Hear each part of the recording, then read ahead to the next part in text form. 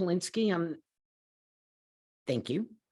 I'm Sue Polinsky. I'm the chair of the Education Committee of the Human Rights Commission. Liz Lennon is our city staff liaison and does all that work that makes this happen. So Liz, would you like to say hello? And then we will introduce Tracy. Hi, everyone, and a special thank you for everyone for joining tonight. As Commissioner Polinsky said, my name is Liz, and I'm the Commission's Administrator for the Human Rights Department, and super excited tonight to see what Ms. Tracy actually has to present and all of the good things that we will learn about cooking, healthy cooking, and all of that good stuff. So thank you for joining, and we will place a survey link. Commissioner Sue, I did finish it up for you. Oh, So I'll thank you. place that in the chat box shortly. But if you need anything or any questions, just please be mindful to place it in the chat box. Thank you. Okay, thank you, Liz. I'm Sue Polinsky. I think I said that already. I'm the chair of the Education Committee, and my job is to come up with interesting programs for the people who live in Greensboro that would help them or help people they work with. So we came up with the Let's Talk series, and this year we're talking about access. So this is access to healthy eating that you can do. Tracy Furman is our presenter tonight. And Tracy, I've known Tracy a long time, and there's some stuff I didn't know about her. She provides affordable and tasty tips for healthy cooking tonight. She's the executive director of Triad Local First, a nonprofit that promotes and strengthens the economic growth and sustainability, that's so important, of local independently owned businesses. If you own one of them, check out Triad Local First. Thank you. She's also the former owner of 2 restaurants, Riva's Trattoria and the Blue Spoon Cafe. And she's well known for her Greensboro Farmers Curb Market fundraising breakfasts. And if you haven't ever been to one of those, you should go. What Triad Local First does is, among other things, is prevent the displacement of community-based businesses by national chains through education and advocacy, which is important. She's also, and this is one I didn't know, she is class of 2025, a director of the Women's Forum of North Carolina. So that was a good one. I didn't know that one.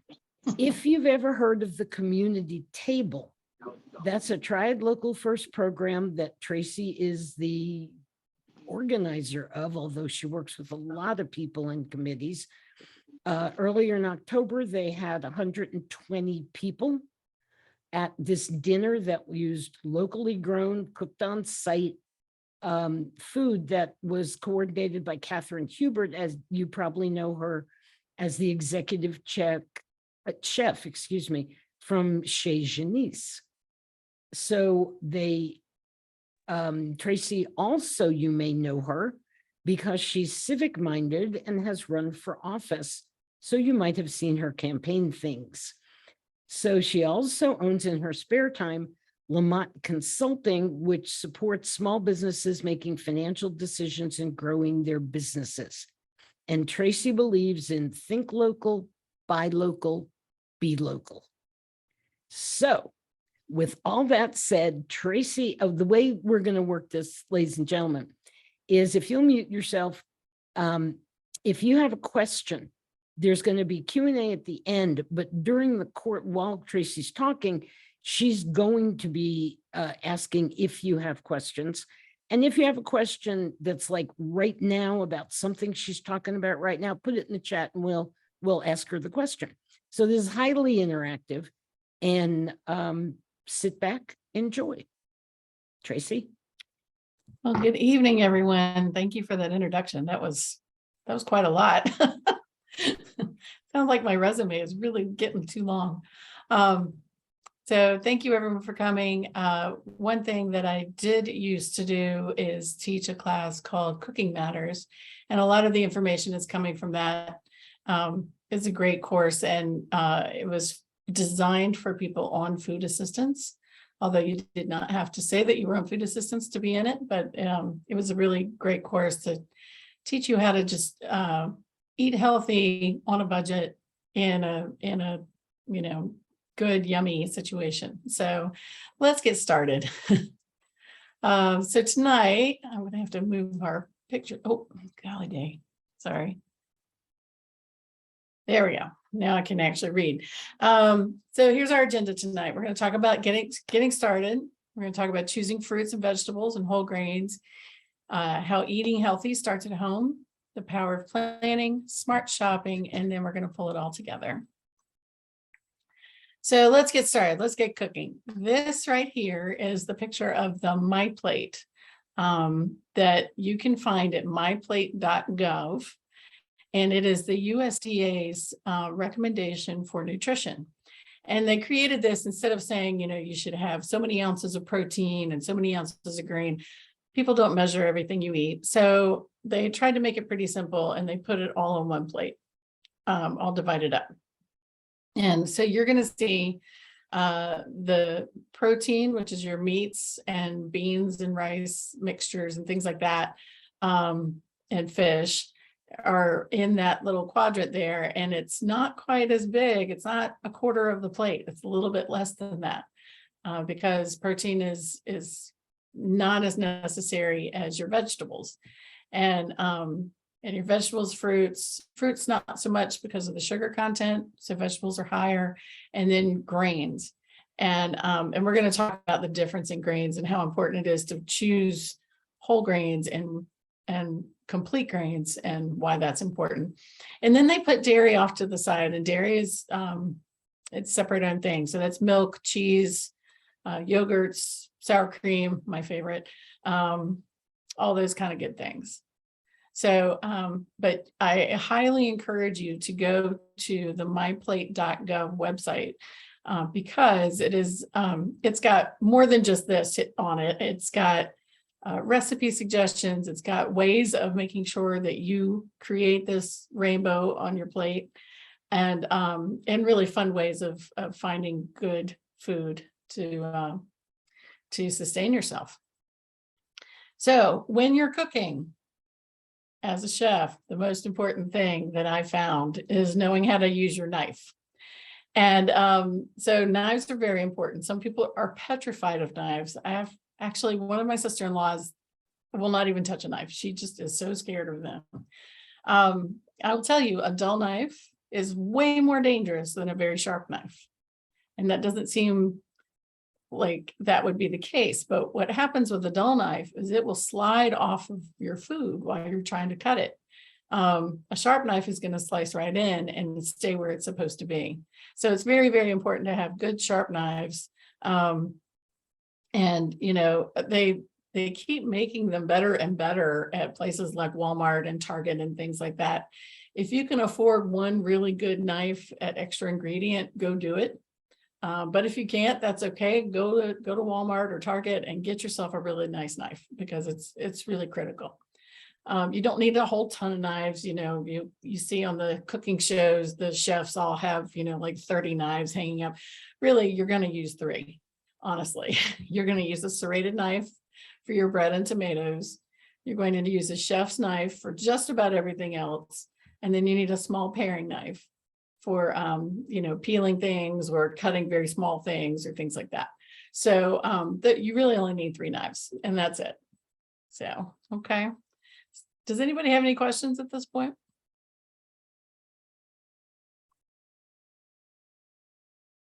Okay, I'm gonna keep going.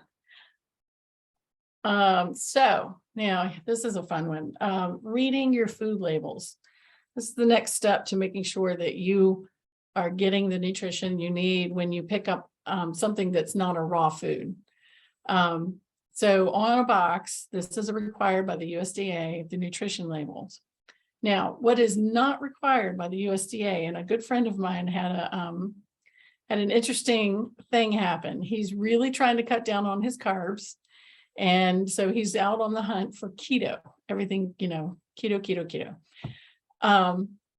And he came across Nature's Own whole wheat bread, keto friendly. And it said keto really big on the front of the package. And here's the hard thing. Keto is not a required word. So they can use it however they want. So you might see something that claims to be keto and you turn it over and one slice was 19 grams of carbs, which is about a third of what you need in a day. So you're going to eat one piece of bread and you're going to be hungry the rest of the day because that piece of bread has got way too many carbs in it. So it's very important to be able to read this. So at the top, under the little number 1, I know this is a little bit small, but it says 8 servings per container. And then it tells you the serving size and how much it weighs, and then regular standard measurements for the US. That's very important to read because that tells you, how many you should be eating of whatever item it is. Excuse me, I had a teenager that I was teaching a teen cooking class, and the teenager said, I said, how many servings are in this box of granola bars? And he said, well, I would eat the whole box. And I said, well, show me how many are in the box. And he said, 10. I said, so you're eating 10 servings. So everything on this nutrition facts, you need to multiply by 10. That's what you ate. So it's very important to understand that, sometimes you can get a bottle of, like a fruit water or juice or something, and you can look at the label and it'll say there's 2 servings of juice in there. And they do that to reduce the numbers in the rest of this. So pay attention to that part. Of course, the calorie count is very important. If you're counting calories, that's important to know. But that is going to be per serving. So in this item, in this box or whatever this is, it says 8 servings per container. You would multiply 230 by 8 to get the total number of calories in that container, or that whatever that is. So then the next part, section 3, and that's your fats. Now, they don't say what kinds of fats are in here outside of saturated, unsaturated, and trans fats. So you can see in this one, it says trans fats are 0. That's good.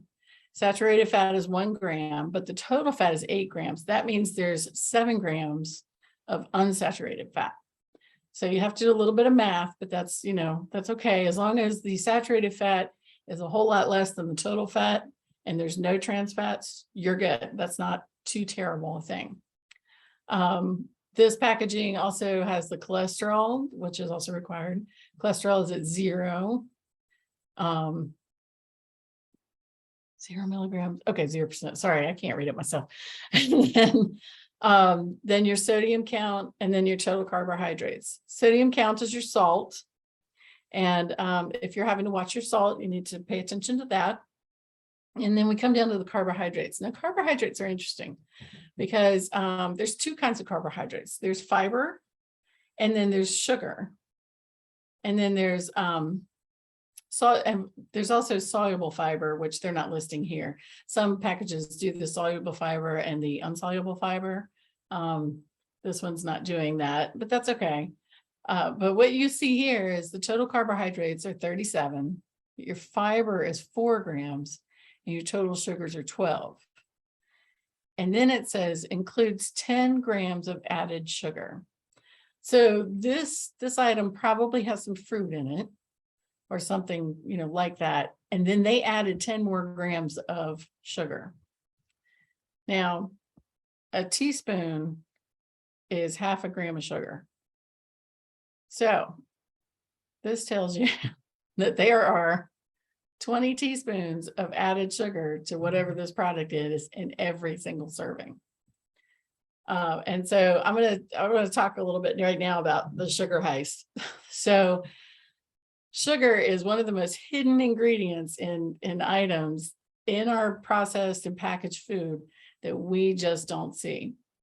I love to, when I teach this in person, we take out the tablespoons, not the teaspoons, the tablespoons, and we scoop out the amount of sugar that is in a soda can. It is actually more than the soda can hold, because once it's melted, it's less voluminous, but it fits into the can as a liquid. So the amount of sugar is just, it's shocking. But there is sugar in just about everything that is packaged these days. It's in ketchup, it's in tomato sauce, it's in green bean cans. It's, it's just in places you would not imagine it being. So you've got to look at this thing and look and see where it says includes added sugar, and it'll tell you how much it is. I'm not talking a lot about these percentages over here. These percentages over here are based on a 2,000 calorie diet.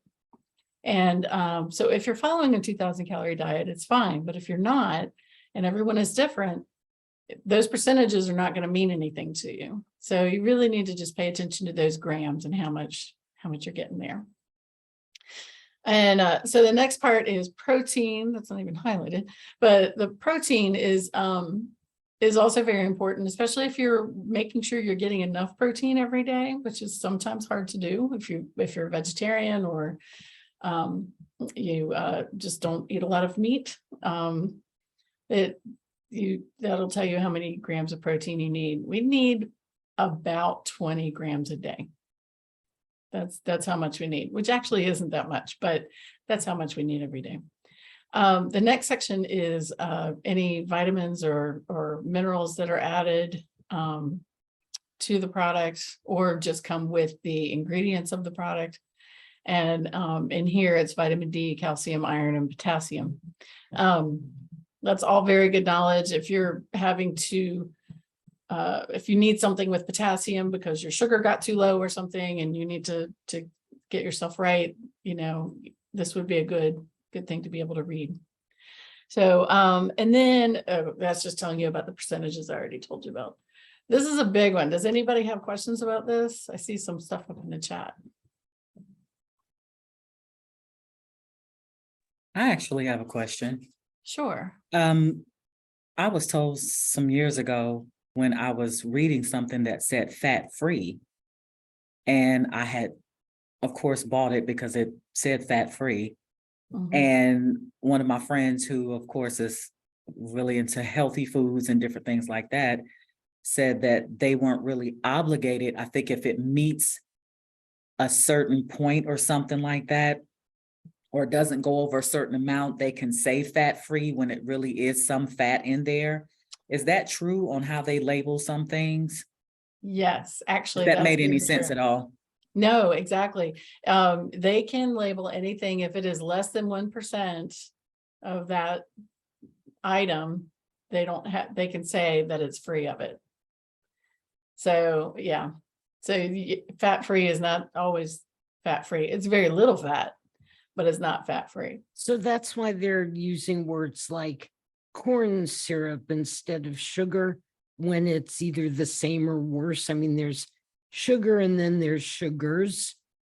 They Right. don't ever add them up.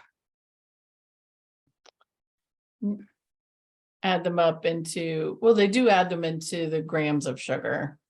They do have to. include But them. it will say sugar and then it'll say corn sweetener as a separate item, right? Right, because sometimes they will use multiple products to sweeten something, which seems crazy to me, but and there's because of high fructose corn syrup and the pushback on that, they're now having to label corn syrup, cane syrup, which is melted sugar, Mhm. high fructose corn syrup, fruit. The fun thing is there's high fructose corn syrup and then there's corn syrup. High fructose corn syrup has been altered to be more sweet. So, Oh, goody. yeah, that's where that came from. And of course it's, chemically modified to accept more sugar in whatever the molecule is. So basically, if you're looking to limit your sugar, you need a college degree in that. There's a question in the chat from Tara. Sure. Thanks for the information on needing 20 grams of protein per day. Where can we find a roster of how much of the others we need or should limit to? I've seen it, something like that before, but she'd like to see an Yes. updated one. And Tara, you're welcome to unmute and talk for yourself, but you were gone there for a minute. Okay. The grass. Sure. So the you can go to the myplate.gov and it has some of the information, but the best place to get the most updated stuff is the USDA. So if you go to the USDA, it will tell you what the government recommended amounts of everything is. Now, if you go to a health coach or a dietitian or something, you know, they might go, well, yeah, that's average. And then what you really need is X. So, but it's a good start, you know, if you're following it and you're really sticking to it, you'll be fine. You know, you really will, unless you have a health condition that changes it. Any other questions on this? Thank you. This is a big one. So, all right. So then I talked a little bit about portion distortion, and then, I haven't talked to you about equipment. Portion distortion is where I was talking about how, you know, you eat 3 of something and then you were only supposed to eat 1, you know, like the Oreo package, when you eat like half a sleeve and then you realize you should have had 2. You know, it's very easy to eat more than the recommended amount or the amount on the food label. So I encourage you that a good way to start is, and a good example is cereal. You know, you get a bowl out, you pour the cereal in and you fill it, you fill the bowl, and then you put your milk in and you eat it. And if you take out the measuring cup and actually measure how much cereal you should have, you'll see it's usually considerably less than the size of the bowl. But it makes a big difference. Some equipment before we go on is that is necessary. Of course, we talked about knives a little bit. Make sure you always have a cheese grater in your house. And I say that because for 2 reasons. One, block cheese is a whole lot cheaper than shredded cheese. You get more cheese in block cheese than you do in shredded cheese. So if you're on a good budget and you want to watch how much you're spending, and cheese is not a cheap item, you want to buy block cheese and grate it yourself. The other reason you want to grate it yourself is that, you know, when you get the cheese, it's not stuck together. It's nice and fluffy and separate and in all its little pieces. And the reason is that they use food grade wood dust on the cheese. After they've grated it, they sprinkle the wood dust on it, and that keeps it separated and keeps it from clumping up and trying to become a block of cheese again.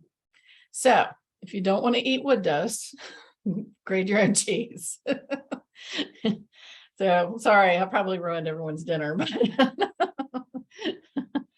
so the other things you want a couple of cutting boards. They can be wood, they can be plastic. They just should not be your countertop. You know, you want to be able to wash them really good and all that kind of good stuff. And then of course your pots and pans, and that's very personal. You know, how many people live in your house, what you're cooking, all those sorts of things. But there are lots of very reasonably priced pans out there that are easy to get.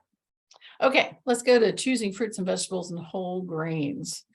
And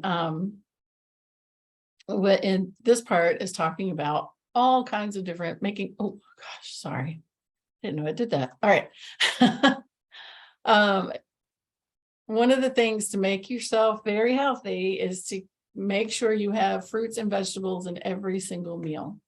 Always have something green on your plate at lunch and dinner, not necessarily breakfast, unless you want that spinach smoothie. That's not for me, but having fruits and vegetables at every single meal, making that rainbow plate at every meal is so important. And you know, switch it up. Don't eat Brussels sprouts for dinner every single night for a week. You know, have broccoli, have cauliflower, have asparagus. You know, you can eat salad, and you can eat every single type of greens. There are lots of greens choices now that are very reasonably priced. They used to be very expensive to buy the spring mix or the spinach, but they've come down a lot. And then fruits, if you're eating what's in season, fruits are wonderful, and you really get, you can get some good nutrition out of, my favorite's raspberries. That's why that picture's there. But any kind of berries, apples and pears are in right now, persimmons, lots of different fruits are still coming in, even though, of course, my flowers are still blooming. So it's all very confusing right now. But those are important. And then also including your grains in your snacks, like nuts and fun things like that, dried fruit, all those sorts of things. Now, if you get dried fruit, be careful. There's a lot of sugar in dried fruit because it's a concentrated fruit. So just remember that. And keep it fun by making dips. I like dips. And if you don't eat the whole bowl, it's not too bad for you.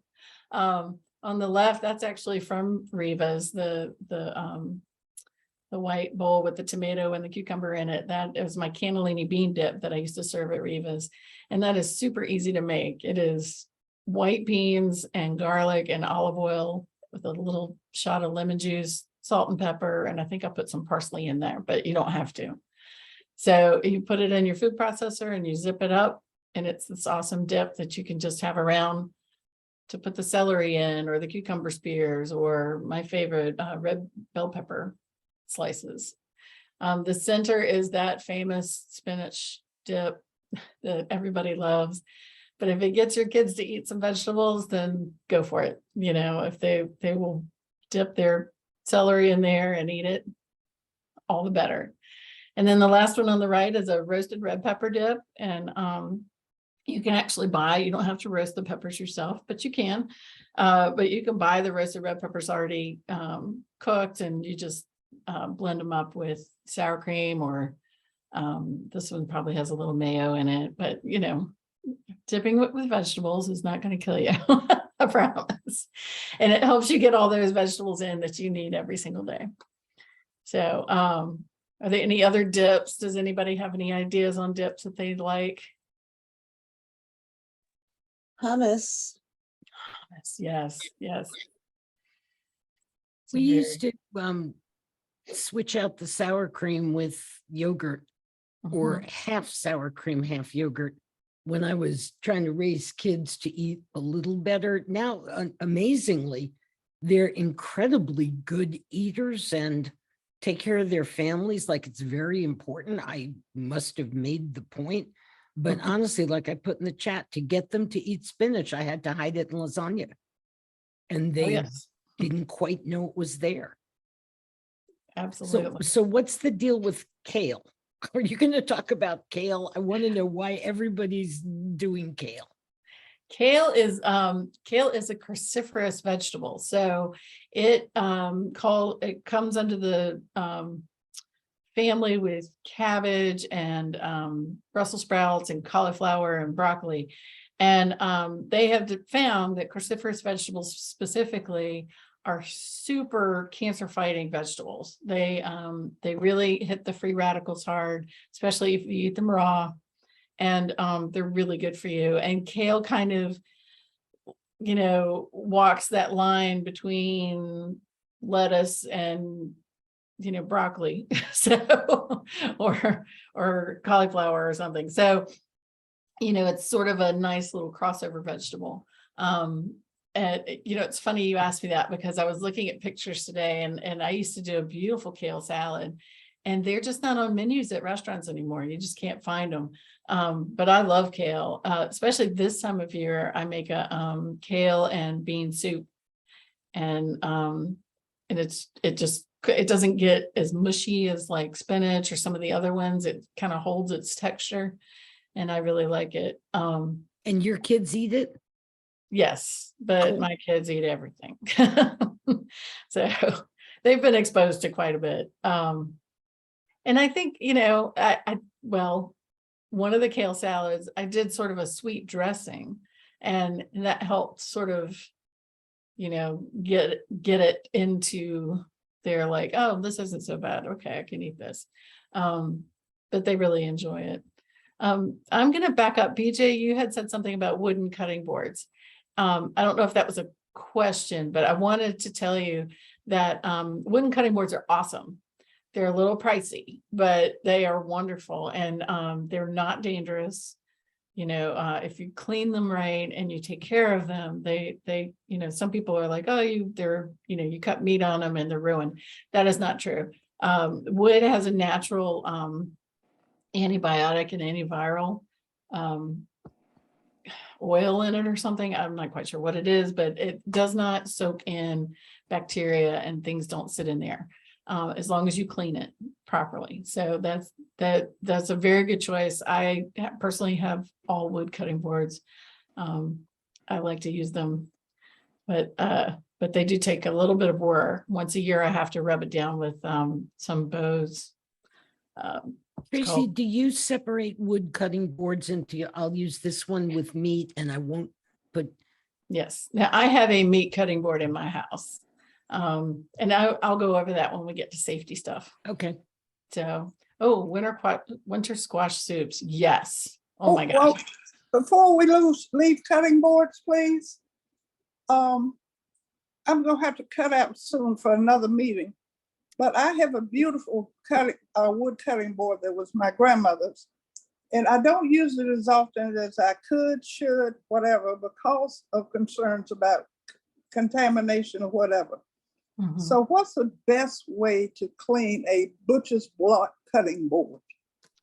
So I will take my scrubby sponge from my sink with my Dawn dish soap on it and scrub the heck out of it, and then clean it with a wet, clean cloth without any soap in it to get all the soap off. And then I dry it. Okay. And then once a year, I put, it's a Bose cutting board. I guess it's kind of like a wax, and you rub it into the wood. And that protects the wood, and it also protects you. It kind of reseals the wood and, keeps it from ever warping and all that other good stuff. Well, this thing isn't gonna warp, but it's got some nicks in it. It sounds beautiful. It is. Okay, thank you. Awesome. So yes, squash soups right now are huge and they're so good. Butternut squash, pumpkin, acorn, any and all. I love them. And you can make some squash dips too. You have to cook them and then mash them up and blend them up, but they can be very good too. Be a lot of fun. All right, so Hey Tracy, mhm. I just Britt Jackson here. I just wanted to comment on the cutting board for sure. You can use, if I'm not mistaken, you can use a little bit of after, like you said, you clean properly. You can use a little bit, just a tiny bit of coconut oil to resurface that wood as well. And then I wanted to comment about how we can get the raw vegetables and the raw vegetables that we really don't like to eat raw, how we can get that consumed, because if I'm not mistaken, and you can kind of correct me if I'm wrong, the more you cook down some of these raw vegetables, it loses its nutrients that are to help build those free radicals and those white blood cells. Yes. Yeah. So not to get too technical, but when you heat anything that has vitamin C in it, you actually kill the vitamin C off. So when you get that beautiful bell pepper and you throw it in your tomato sauce, it's, yes, you're getting the fiber out of it and the cellulose and all of that good stuff, but you're not getting any of the vitamin C that was already in it. So you're right. Cooking vegetables does change it. Some things we just, it's very hard to eat raw. Brussels sprouts, I don't recommend it. It's not fun. Yeah, right. Yeah, I agree. I know, like with carrots, can be sweet juice. Like some people like, so going back to the juice thing, that's what I want. That's where I was going to. When you were saying juices, getting those not from concentrate juices really, really, really helps. So carrots, beet juice, apple juice, not from concentrate. It may come off as medicinal or taste a little tastes a little vegetable-y, but you get your nutrients and it still has a sweet texture. Those are the ones that I can say that are still kind of sweet. Ginger, there's like a beet ginger juice, there's a beet carrot juice. And a lot of times you're getting all of the wonderful nutrients and not so much sugar from it being concentrated. And one of the things we've been doing with vegetables recently is a lot of stir fry. It's a little tedious if you cut them up yourself, but I usually do that because it's something besides sitting in front of a computer. And it goes over real well. BJ Bishop has a question. Could you want to unmute and ask your question? No, what I will do is lower my hand. Okay.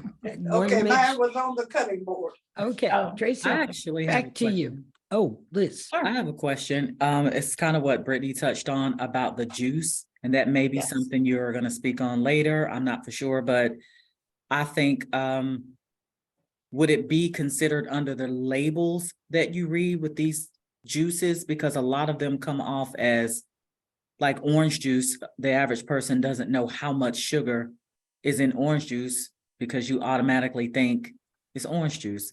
But that concentrated, is it, possible for Yes. you to find juices that are really natural and they're not lying when they say natural and it's really natural versus Right. like you said earlier, a boatload of sugar or still a Mhm. dose of it in there? So, so concentrated juices are difficult mostly because they've been cooked. So there's really no nutrients in it anymore. Which I think is what Brett was saying for the most part. So they're not very good for you. They're very high in sugar. And Literally, I'm sorry, Tracy, I don't mean to cut you out, but literally I have drawn my mother and my grandmother away from. First of all, I used to tell them, when you go into the grocery store, go to the aisles around the store first. So you're talking about produce, you're talking about meat, you're talking about dairy, and then you can decide which one of those aisles down the middle of the whole grocery store typically, like she said, is going to Rick, be. you're doing my show for me. No, I'm just kidding. I'm so sorry. We That's should okay. really get together. We should really get together because I Mhm. purchased a cold press machine during the pandemic because I wanted my family to come off of concentrated and processed foods. And Yeah. so truly, like she said, what are we looking for on the label? You're looking for not from concentrate. And there's only, like, you have to go to the end of the juice aisle and there's one horizontal up and down row of not from concentrate juices that is going to have less of those concerns for you. But my mom, I've gotten her to come away from certain things, but she still's got that orange juice. You can best believe that. Yeah, oh gosh. So juices in general, like I'm actually not a big advocate of juices at all, because you do lose so much of the fiber in it. You do have a lot of the nutrients, but you still lose all the fiber that helps your body process the sugar that is naturally there. And it's not bad sugar, but if you are diabetic or you have sugar sensitivities, it's going to affect you. So, and I'll give you a great example. I had a friend who had gone and gotten some orange juice, and he had this thing. I'm sorry, my dogs are helping themselves into my office. He had this, I don't even know what you got. It's called Dexcom, and it sticks to your body and it measures your sugar levels and it measures it on your phone, and you can share it with friends. And so he shared it with me, and he had an orange juice, and he spiked up. Yeah, he's not diabetic, so it wasn't that he was wearing Dexcom for other reasons, but he spiked up to 160. He was normally around 70. Like, he was pretty even Steven, 70, 80, 90, 70. He went up to 160. And I texted him and I said, what did you just do? And he goes, I just drank an orange juice. And I went, oh my gosh. So then the next time we were having brunch, I gave him, we ate oranges. He's like, I really love orange juice. And I said, well, let's just eat a whole orange and see what happens. Nothing happened. His sugar did not spike. So it's not, now granted, that orange juice is probably from concentrate. Tracy, But- can you spell the name of that device? It's Dexcom. It's DEXCOM. And it's really actually for diabetic monitoring. Okay, And it's a wonderful device, though. It really is. So, But it's for serious diabetics. yes, Most people use it are type 1 or have really big problems. big problems monitoring. Yeah, yeah. It's also very good for diabetic children because parents can monitor even if they're at school or anywhere. So it's really a pretty cool tool. Okay, we're not here to talk about that. So going on, yes, if you're gonna get juices, don't get the concentrate. I will tell you, there is if you go to a place like Deep Roots Market, they're going to have lots of options of non-concentrated juices. And in fact, they even have some like freshly juiced juices. So if you haven't bought your own juicer, which is fun, good for you, Brett. That's awesome. It's the next best thing if you really, really need that juice. But I'm still a fan of carrot sticks and whole oranges and things like that. So, okay. So the next thing I wanted to talk about was buying in season. We touched on it a little bit, having the doing like the squash soups right now. Things coming in are this is also one of my favorite times of year because, you know, in the summer there's a lot of different variety, but now I feel like all these really hearty, yummy vegetables are coming in, like beets and all the squashes and potatoes are coming up, and just really good fun. And all the kales and Brussels sprouts and broccoli and cauliflower, they're all just thinking about coming in. They're not even here yet. They'll be here in a month or two. So, so I just really love that. So buying in season is really important. When you buy in season, you get the highest nutrition in whatever that food is, because it's in season. It's ready to go. It wants to be here. If you eat strawberries right now or tomatoes right now, they're not going to have the nutrition that a strawberry or tomato would have in June and July. So, so eating in season is very important. Now, knowing what is in season is not so easy for the average person anymore. We don't live on farms, so we don't know. But if you're shopping in your farmer's market, you're going to know real quick, because that's what they bring. They bring what they just grew, picked and brought to the farmer's market. So, so shopping in farmers markets is really good. You don't have to do it every single week, but if you went once a month, even just to see what's going on and what's in season, is really good. I also recommend farmers markets, and I'm going to push it because, you know, I do that fundraiser for the farmers market because I really love them. That food that you're buying there is probably less than 20 to 30 minutes away. It was grown so close to us. So it has not sat on a truck. It has not been in a parking lot overnight. It has not been all across the country. It came 20 minutes down the road and showed up at your door. And it's wonderful. I just think that's a wonderful thing to happen. You don't lose any of the nutrition from when it was just picked if you're buying it from a farmer. Tracy, close I by. just put the link for the Greensboro Farmers Market into the chat. Thank you. Thank you. Okay, so then if you are shopping at the farmer's market and you're avid about it and you're like, I want to do in season, but I really want to do this recipe that calls for, you know, baby cabbage, but all that is now is grown cabbage. You know, big cabbage. I don't know. I'm making it up, but you can always make substitutions that will work. Oh, here's a good example. Butternut squash is in right now. Cauliflower is not. Let's say you have a great recipe for a cauliflower soup and you really want to do it.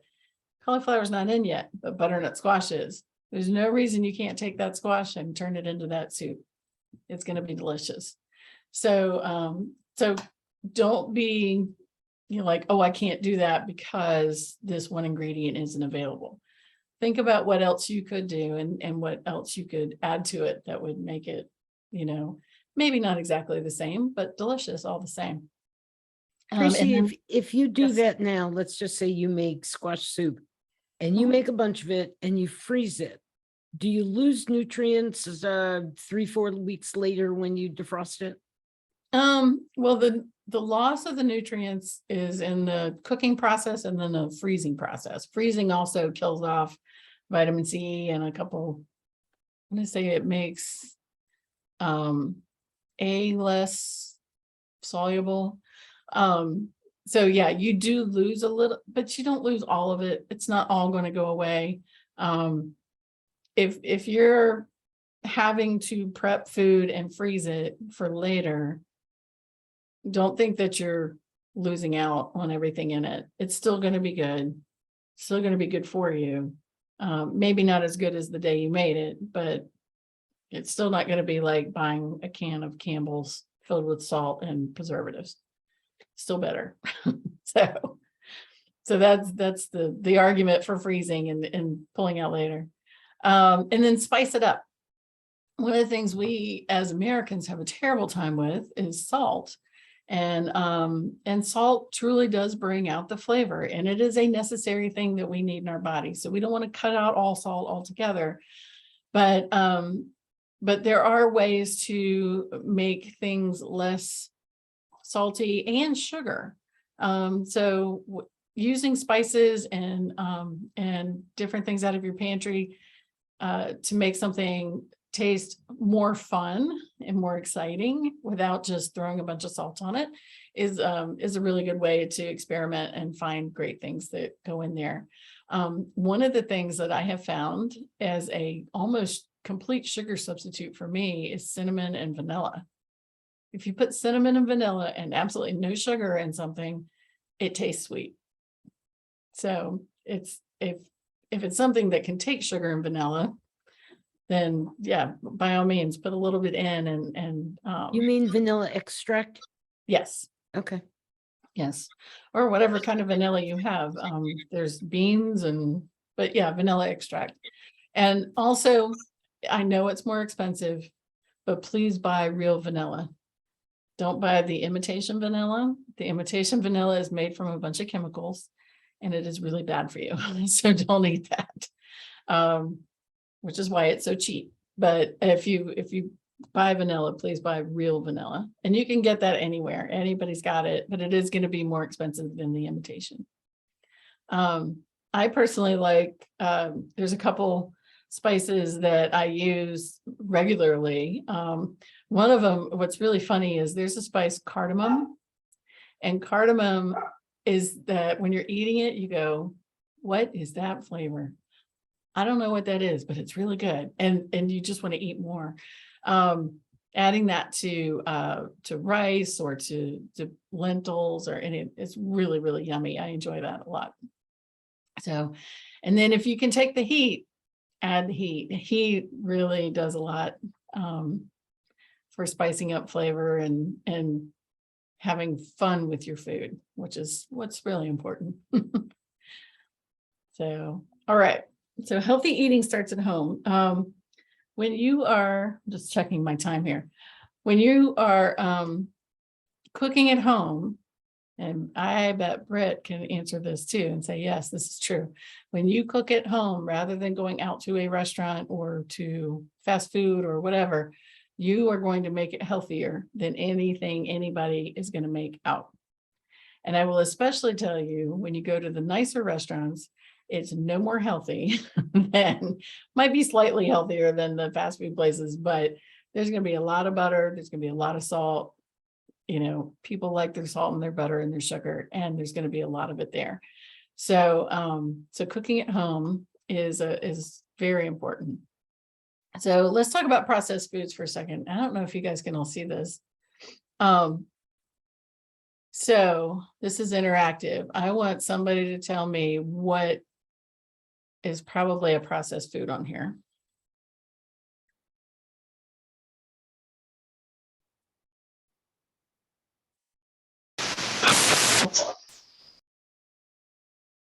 Did you say hot dogs? Hot dogs look like processed. I don't know what's in that the third picture with the blue background. Is that a pepperoni pizza? It is a pepperoni pizza, yes. Okay. Yeah, most of it's processed. Most of it is processed, yes. Okay, so I'm gonna go through each one. This is over here is bread. Getting ready to bake. It's not baked yet. If you're thinking about bread, you're thinking, oh, that's not really processed because it's flour and water and salt and whatever.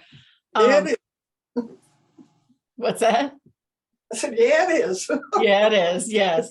The super processed part of all this is the flour, actually. So using plain white flour, even if you're cooking it yourself, but most of the time, all the flour that you buy, already made into bread at the store is highly processed because they have taken all the nutrients out of the flour by taking all the wheat germ and the hull and everything off of it, and then they bleach it. So now there's chemicals on top of it. So it's got a lot of processes going on there. All not good for you. And so that's bread. Here's the hot dog. The hot dog is in a processed bun, which looks lovely, but it's processed. Probably the only thing on that whole picture of the hot dog that is not terrible for you is the mustard. So because mustard is actually colored with turmeric, which is really good for you. So mustard's not a bad thing, but the hot dog, highly processed, and the bun, highly processed.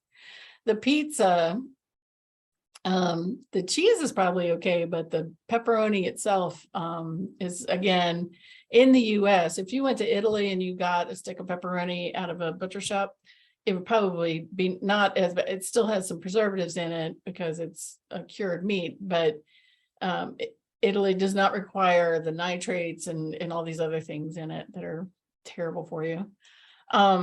Over here, we're going to look at this is actually a chicken sandwich. So the chicken's probably okay, but the bun and then the French fries, and French fries is sad because I love French fries, but French fries that you don't make yourself, that you don't cut yourself, are a lot of times extruded potato product. So they're not even actual cut potatoes. They're just cooked, mashed up, and then shot through something and then fried into position. So, so they're all just not good for you. And then the oil that they're being fried in. This chicken here is not a terrible choice. Roasted chicken, or I think this looks roasted or grilled, is pretty good. The barbecue sauce on it is probably got some sugar in it and probably some preservatives from the ketchup, but not terrible. The sushi here is probably the least processed thing. The only processed in part of this is the rice because it's been bleached. Then we have this little gem, this breakfast ball. This is very healthy. Yes, the yogurt is processed because it got turned into yogurt, but if you choose a good naturally processed yogurt that still has all the good active bugs in it, I call them, that are good for your stomach, that's a really good choice. And then this last one is a really fresh, like a street taco. Typically corn that we eat is not as processed, although it is, unless you're getting organic, it's going to be sprayed with pesticides, but it's not that processed to get it to this point. The beef in there, of course, it's beef. And then you've got all these fresh vegetables and things like that. So if you're making something at your house and you want it to be fun and, it doesn't have to be strict, you only eat lettuce and a strip of chicken breast. It can be fun. You can do a lot of fun things. This is still a very nutritious meal right here, as is this one. So any other questions about it? I know that was kind of sad. I have a question. If you have kids in school and you're packing lunch for them, Mhm. is there, I look at some of these things, these Lunchables or these pre-lunch things, and it's got a scary label. Is there something easy, not terribly expensive that a parent could pack for a kid's school lunch? Yes. Oh, yes. If I- the kids will eat sandwiches, there's always the sandwich choices. And you can do whole wheat breads and whole grain breads. You can, the deli meats are kind of full of salt. Kids can usually take it, but, if you stay within the turkey and the chicken, which is a lot of options, there's a lot less processing that goes on versus like ham that's been cured and then boiled and then all that. So there's different things you can do there. I used to chop up like carrot sticks and cucumber sticks and peppers and things like that. And I would send them with a little dip. I had to just accept the fact the dip bowl wasn't coming back. So it was always those little Glad plastic things. But yeah, there's lots of different things you can do. I've seen kids eat, like they'll get crackers and then, real pepperoni, not the stuff that's in a bag that's not even kept cold. That's kind of scary, but like real slices of some kind of salami or something. So there's ways you can do Good, it. that's And then good, thanks. including fruit. That's also important. Always throw fruit in there. So highly processed foods are hard because we live in it. There's so much of it right now. And I know at the end of this, you're going to want to go make everything from scratch because you don't want any of it in there. But in moderation, if you got to make some choices, just try to make the healthiest choices you can out of it. So eating at home makes it easier to control what you're doing. It also sets up a wonderful time to be with your family during the cooking time, involve everybody in the process. I've had kids as young as 8 wield a chef knife, which I know is scary for every mother, but they learn how to do it. And then they become pretty self-sufficient when they become adults. They can actually do it themselves.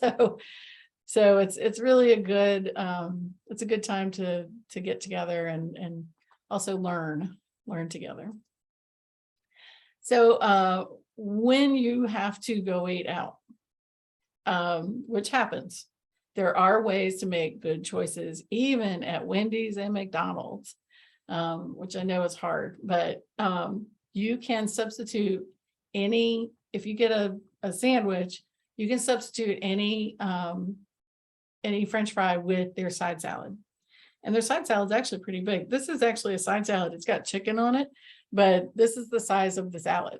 And you can get some balsamic vinegar, which will have sugar in it, I know, but it is better than eating a bag of French fries. So this is a good choice. McDonald's has their yogurt parfait. They don't have a lot of healthy stuff, but you can, if you're there, instead of a biscuit, get that. That's a good choice. And then when it comes to snacking, a lot of people have a hard time with because it's easy to go get the chips or the, just a little handful of something that's really bad for you. If you keep nuts around and crunchy things that are healthier, seeds, sunflower seeds, pistachios, almonds, whatever you like, peanuts, anything that you like that will get your mind off the idea of having potato chips is a good thing. And then having whole fruits around all the time, and having a variety of whole fruits. So, if you eat that apple or a pear and then a couple grapes, you're going to be full. You're going to be ready to do whatever you got to do next until dinner time. So that'll keep you going. So let's talk about omega-3s and omega-6s. Omega-3s and omega-6s are both fats that we need. You can really only get them through meat and avocado and nuts. That's where you get them. So, the most common way is through meats.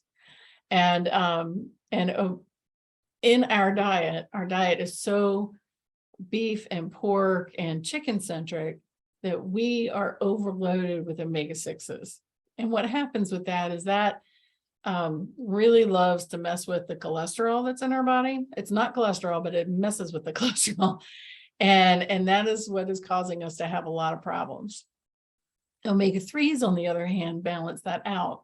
Now you need both. You can't wipe omega-6s off your diet completely because you need them. Your brain needs it to function, but your body needs omega-3s to function too. And if we're not getting enough omega-3s, that hurts our heart, it hurts our, our whole circulatory system, our blood. It helps our eyes. There's all kinds of things that omega-3 is really important for. So, is that a question? Oh, omega-6s are found in beef, pork, and chicken. So my question was, where are omega-3s found? Oh, omega-3s. Omega-3s are in fishes and fish. They are found in avocados and they're found in nuts. And different nuts have more or less. You'll have to read the cans. I know almonds are very high in omega-3, but they're very good for you. So most fish, but your fatty fish like salmon, tuna, monkfish, which is very hard to find here, big heavy fish have more of it than say like cod or tilapia or any of those other lighter ones. So that's why I have a picture of salmon here. So, and working that into your diet every week is really important. You don't have to eat fish every single day, but if you could eat it 2 to 3 times a week, you're going to increase your omega-3s dramatically. I have a question on fish, please. Sure. I have a friend that eats fish about 4 days a week, but it's generally croaker and it's generally fried. Okay. So is she accomplishing anything? Well, croaker's a good choice. It's not on the high omega-3s, but it's still going to have them. The hard part is the fried thing. Yeah, if she could start baking that in some way or air frying it, things would be a lot better. She's Yeah. gonna fry it. Of course, she's like me. That's why I set my kitchen on fire the other day. Oh gosh. Yeah. Enjoyed you. Loved your presentation, but I got to get to this other one that I don't want to go to. Oh, Okay, thank you. thank you. Bye-bye. One of the other things I forgot to say is in oils. Vegetable oils and animal oils like beef tallow or duck fat fries, which is so yummy. Those are all high in omega-6s, and then olive oil and avocado oil and things like that, walnut oil are higher in omega-3s. So they're better choices for cooking. However, it depends on what you're doing with the oil. You cannot deep fat fry fish in olive oil. It smokes too much. It's got a really low smoke point. It will burn your kitchen up and smell really bad. And it actually turns into something not so good for you if you let the oil get that hot. So olive oil is not a good choice for that. Vegetable oil is better, like the blended vegetable oil. Canola oil, let me just tell you how it's made, and then I'll let you guys make your own decisions on it. Canola oil is originally, it's from the rapeseed, and the rapeseed oil was originally used to grease machines in factories in the early 1900s. And somebody in Canada figured out that if they chemically altered the canola oil, it was safe for human consumption. And so that's where it became canola oil. It's Canadian oil. And it's safe for human consumption. However, it is a chemically altered oil. So I don't personally ever use canola oil, but I feel like everybody should know exactly where it came from to make that decision. But it is readily available. It's everywhere. What about like safflower oil, or we used to use sunflower oil, Mhm. which almost all of the world's sunflower oil comes from Ukraine.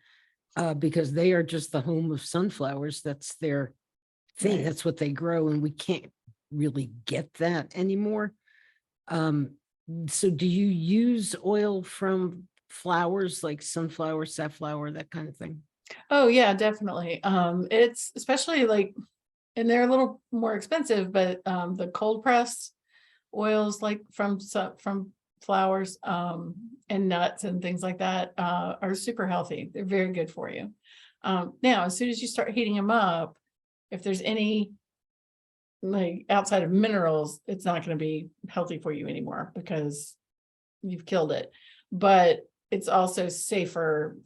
Things like peanut oil and sunflower oil and safflower oil have a very high smoke point. So if you're deep frying something, not that I recommend that, but if you deep fry something, it's much safer to cook it in one of those oils than it is like canola oil or beef tallow or, you know, the bacon grease you've been saving on your stove. So that kind of thing. So are there some other questions? Canned salmon. Okay. So, okay, let me tell you about that. I don't know where this is in the program, but so there's a hierarchy of health within food. And of course, fresh is best, right? So you want to get as much fresh food as you can. Frozen is second best, and then canned is third best. Now, when it comes to the fish, like tuna and salmon and things like that you can buy in a can,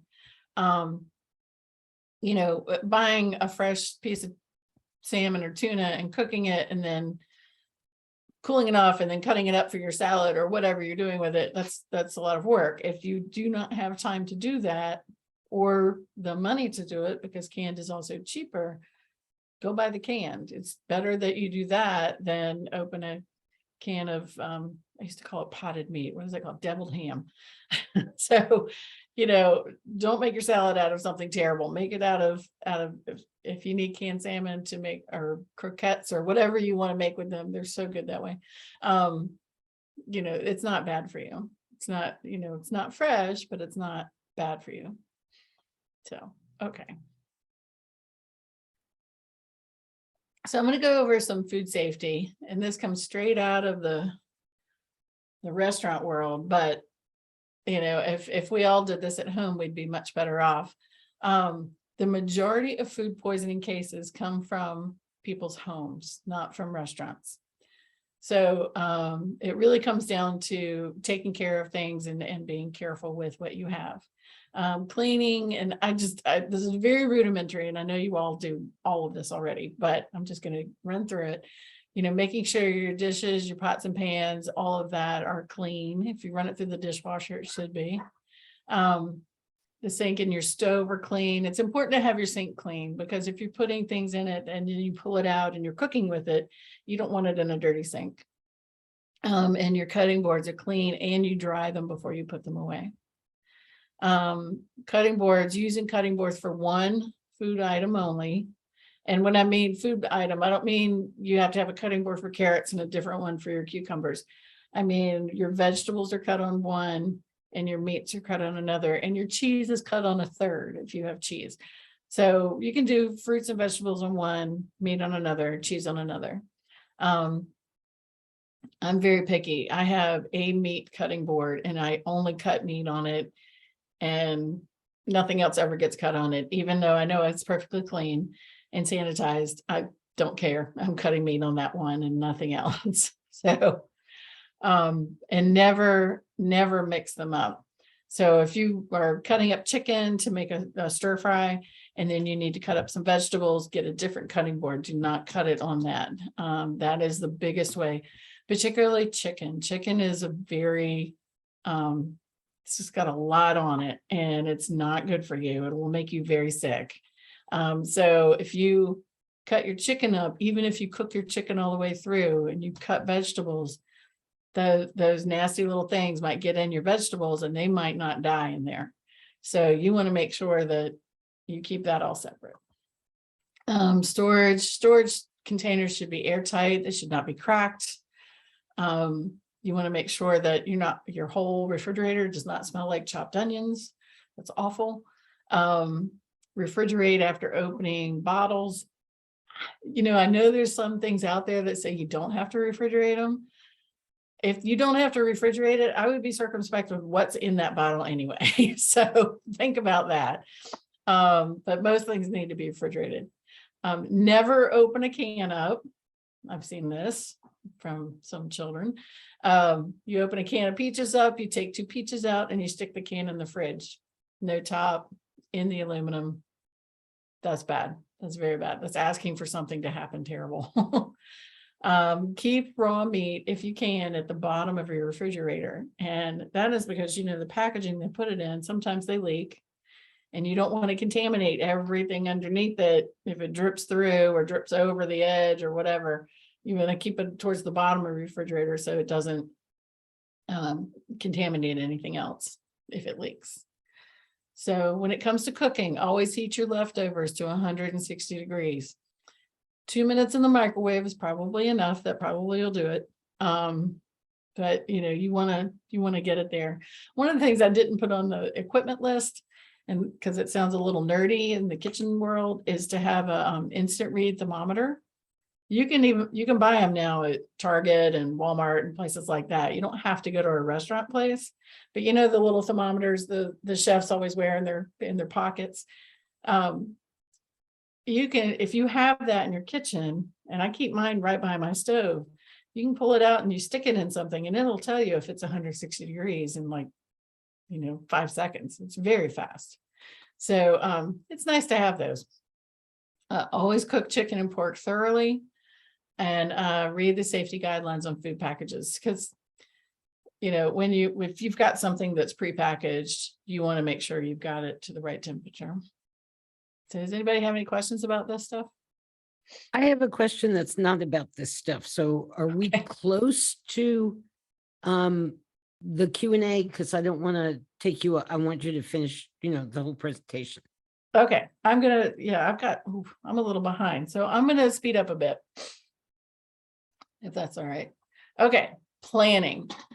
Well, making a weekly meal plan is very, very important. Doing it for the entire week. So on Wednesday, when you're tired and you don't know what you want to make, it doesn't matter because you've already planned it. You already know what you're going to do.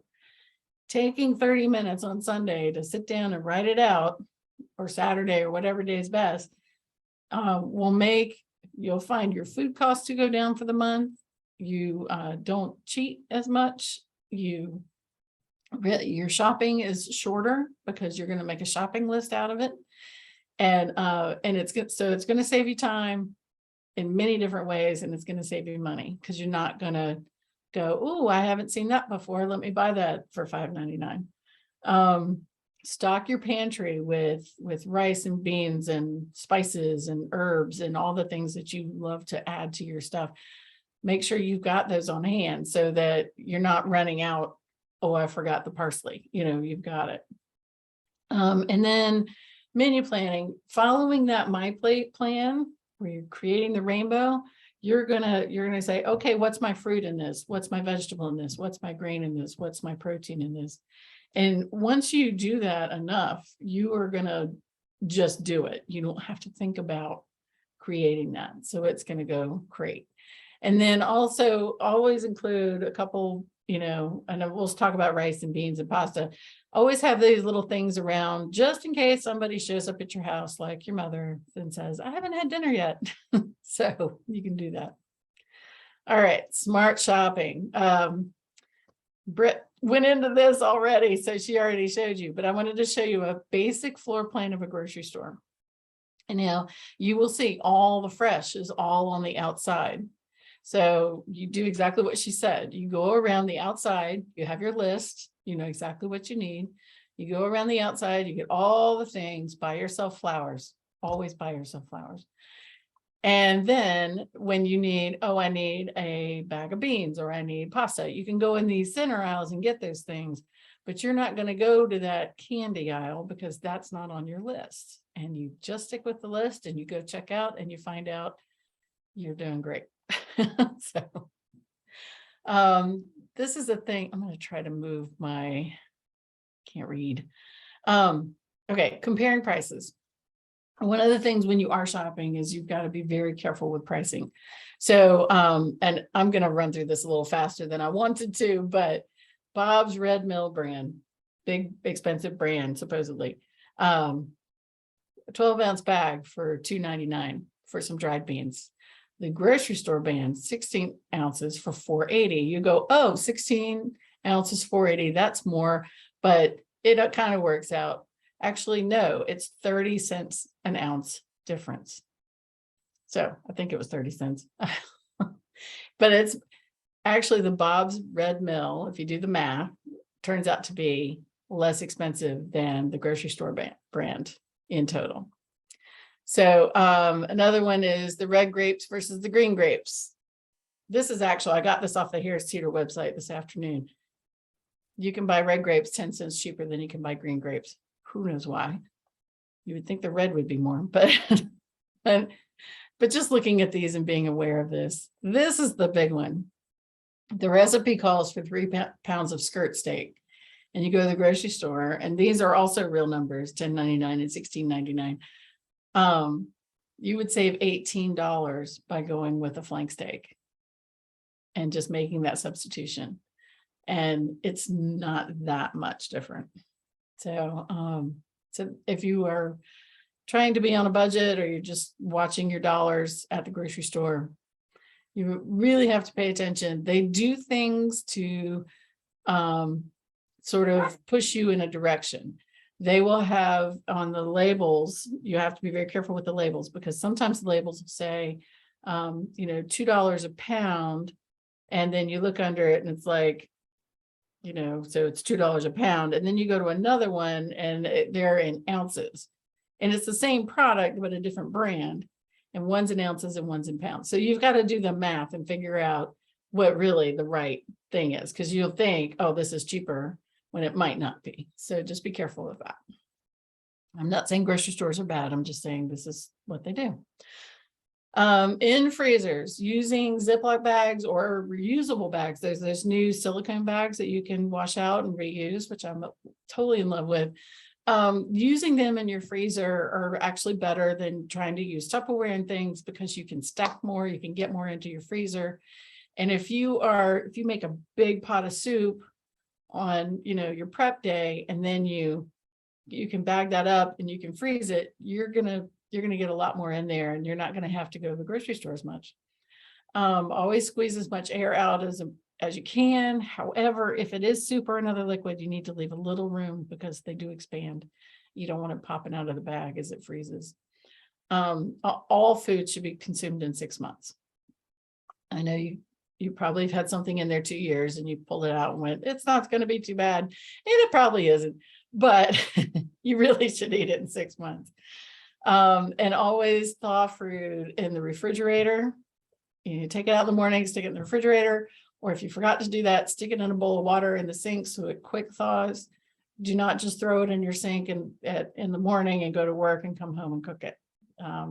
You're taking a big risk there. Dried beans, rice, and pasta. So it's always good to have a nice mix of dried beans. I have wild rice here shown, but if you can't afford wild rice, brown rice is great. Brown rice has not been bleached, which is bad for you. And then I have pasta over here, and these are our different colored pastas. They've been dyed with vegetables. So like these have been dyed with beets, and these have been dyed with spinach. They're fun and they're good to have around. And if you're feeding a big crowd, buying some whole wheat pasta or some naturally made pasta like these are, is a good option to feed lots and lots of people. I remember I had 2 boys, and when they were like 14 and 16, we made 1.5 pounds of pasta for dinner, and they ate all of it. So it's the only way I could afford to feed them.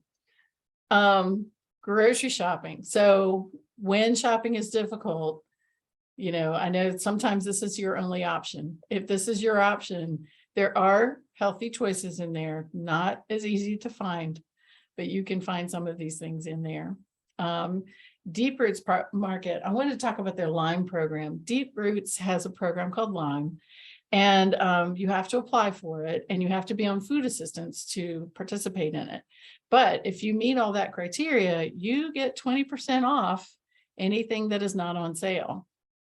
So they're really trying hard to make it more reasonable for you to shop there and be able to get more for your food, more for your whatever program you're on. Then Greensboro Farmers Curb Market, Deep Roots and Greensboro Farmers Curb Market are both members of Triad Local First. I have to give you that disclaimer, so I have to plug them good. But the Farmers Curb Market has been here since it's the oldest market in Greensboro, and it's been here a very long time, and they've got a wide variety of farmers and different things around. And then there is also the Corner Farmers Market. Now, and they are not members, however, they're a really good, strong market. So if they're closer to you than the curb market, go there. Both of these markets accept food assistance program money. So you can go there with your EBT card or your WIC card or whatever. The Greensboro Farmers Curb Market will double your dollars. They have a grant. So if you go there with your EBT card, you get twice as much for your money, which is awesome. So there's some good choices there. I did not list the big grocery stores in town. I think everybody knows where they are. I'm really still hoping the Lidl's coming in on Gate City and Elm. That'll be great because that'll help us out a lot in East Greensboro, but we're getting there. Also wanted to talk about Super G. Super G is not a member. However, they have the best prices in town for vegetables that aren't at the farmers markets. So if you need bok choy or Thai basil or Thai chilies or something like that, they've got great prices on all that stuff. So I highly recommend going there. And that's it. Okay, questions? Wow, that was a lot of information. I know, I'm sorry. I was like, oh gosh, I have so much to say. Yeah, I've got, we only have like 5 minutes, but Liz, can you get that PDF I emailed you with the resources on it into the chat so people can get it? Liz also put a link to the survey in the chat, which I'm going to put there again. It's short, it's easy, and it's really helpful to us when we plan programs. So I just put that in the chat. Other than buying local, I'm going to ask you one that's a little bit different. It's not a 5-minute question, but when I was at the Women's Commission on the Status of Women on the Women's Equality Day, they had the doctor who was the head of Cone Hospital, and she was talking about some of the doctors who were there and how they would improve the health of people in Greensboro, kind of writ large. She was looking at a bigger picture. And the one that this one doctor said, which I've just heard for so long, there are primarily in the African-American community, men with hypertension, with high blood pressure that is fueled by salt and other things. Is there anything, how do we approach something like that? Is there any, I know it's not a 5-minute answer, but is it like an individual thing? Is it a community thing? Do you have any way, do you have any thoughts about it? How that could be helped? I think, you know, and I don't know where this would come from, but the only way to reach a large number of people is to really come up with a PR campaign like, you know, don't shake it or something, Yeah. you know, like don't put salt on your food or, you know, find better ways to eat healthier, you know, and really promote something. Somebody asked something about planning and how that's difficult. That is hard. I know it's a discipline. The My Plate has a little planning guide and you can print that off and so it'll help you like go through and do the check marks and things like that and make sure you've got it yourself covered. But it is a discipline. You do have to do that. I Okay. think as far as how, you know,